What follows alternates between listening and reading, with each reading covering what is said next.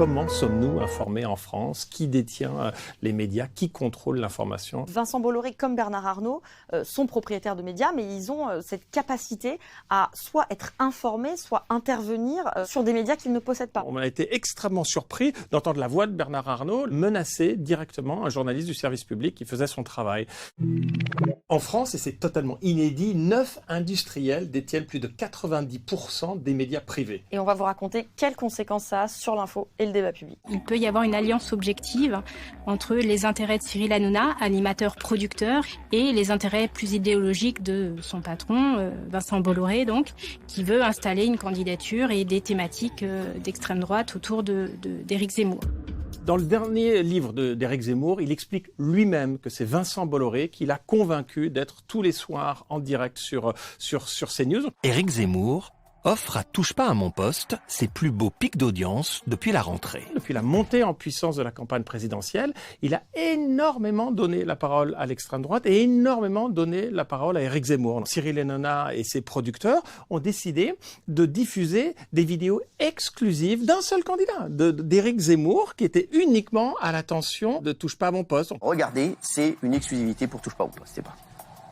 Bonsoir à tous, bonsoir Cyril Hanouna. Quelques jours plus tard, une autre vidéo de propagande est diffusée. Bonsoir à tous. Devant les sénateurs, Vincent Bolloré a démenti avoir un agenda politique sur ses chaînes. Vincent Bolloré n'aime pas du tout les journalistes qui enquêtent sur ses affaires. Et on démontre dans le documentaire une affaire passée un peu inaperçue où Vincent Bolloré, mécontent d'une enquête, va en représailles interdire à son agence de communication de placer de la publicité dans un journal. Semble-t-il, des ordres très précis ont été donnés à Havas. Ça nous est confirmé par le président du directoire du Monde.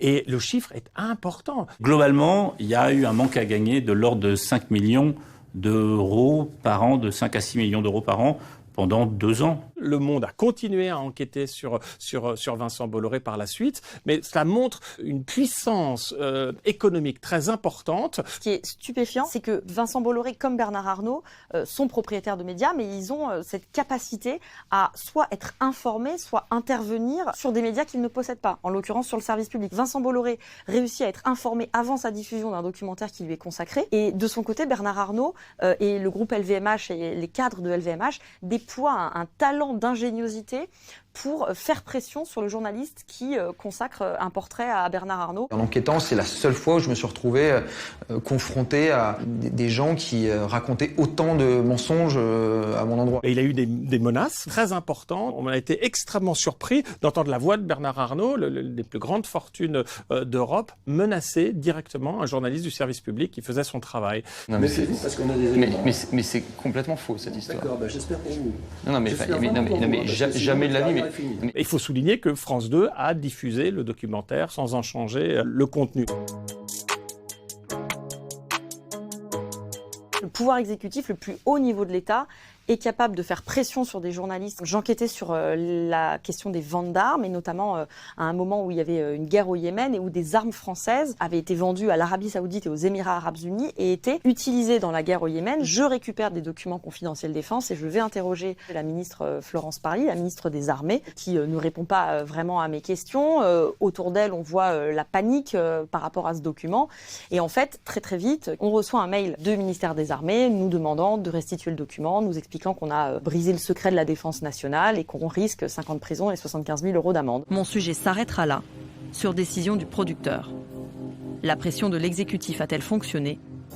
Mon ancien producteur Laurent Bon dément toute censure. Ça m'a valu en fait une convocation à la DGSI et un rappel à la loi. Pendant 6 ans, ça m'interdit de à nouveau traiter ou révéler des documents confidentiels défense. Dans le documentaire, on montre qu'il y a tout de même des espaces de liberté, des poches de résistance, il y a des médias indépendants. Ce qui pêche, c'est quand on n'explique pas les choses. Par exemple, quand on consacre dans Paris Match ou dans le Journal du Dimanche un article à Nicolas Sarkozy, quelle que soit la tonalité de cet article, ce qui pêche, c'est quand on n'explique pas que Nicolas Sarkozy est au conseil de surveillance du groupe Lagardère qui possède les journaux dans lesquels on fait un article sur Nicolas Sarkozy. Voilà, je pense qu'en disant les choses, on permet de retisser un lien de confiance qui s'est un petit peu distendu